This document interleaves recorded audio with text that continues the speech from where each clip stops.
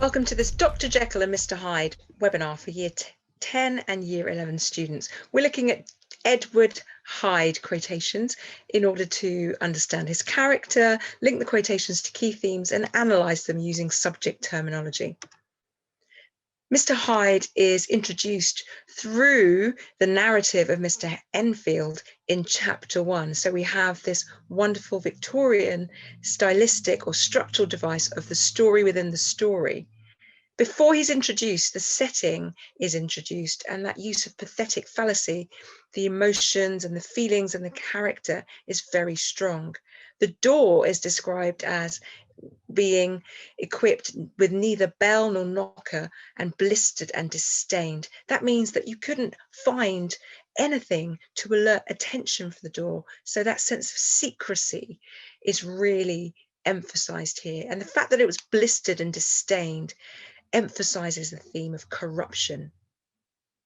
Mr. Enfield talks in chapter 1 about the vicious and brutal side of Hyde as he tramples calmly over a child's body.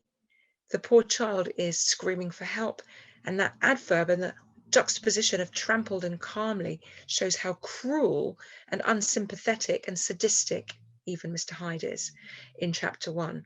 And the fact that Enfield compares him with Satan, that diabolical imagery, again roots us into this idea of his sheer evil.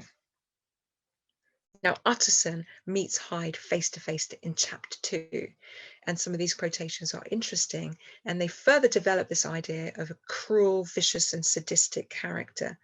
It says that Hyde shrank back with a hissing intake of breath.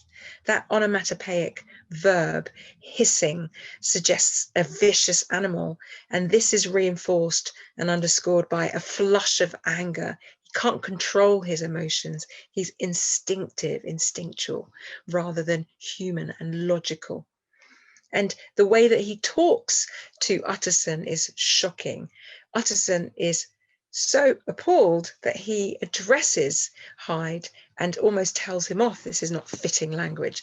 And Hyde thinks it's funny. He's snarled with a savage laugh, and that oxymoron of savage and laugh shows that he is disrespectful and disregards any kind of social norm and rules for behavior.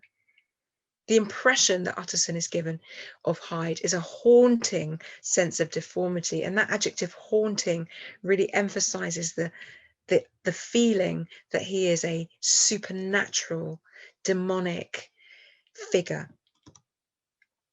In chapter 4, Hyde, in cold blood, murders the well-known and renowned MP, Sir Danvers Carew, and the language here used to describe the murder is very vicious and violent.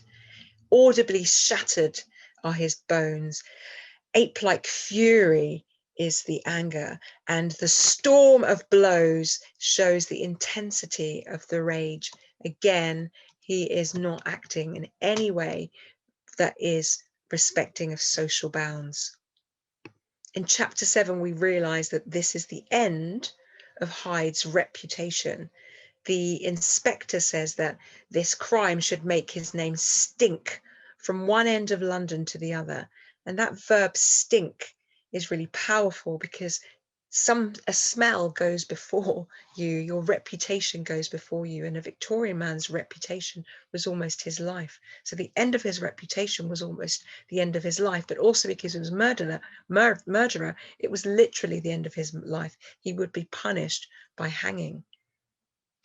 At the end of the novel, we can see that Hyde is trying to take over and overthrow and disempower Jekyll, because the struggle between the two men is there right to the bitter end.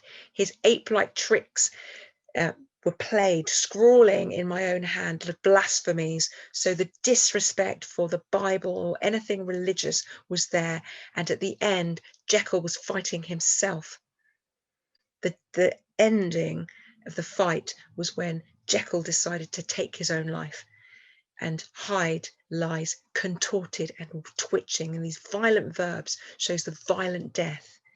The only act that Jekyll felt that would stop the development of the evil of the character of Hyde.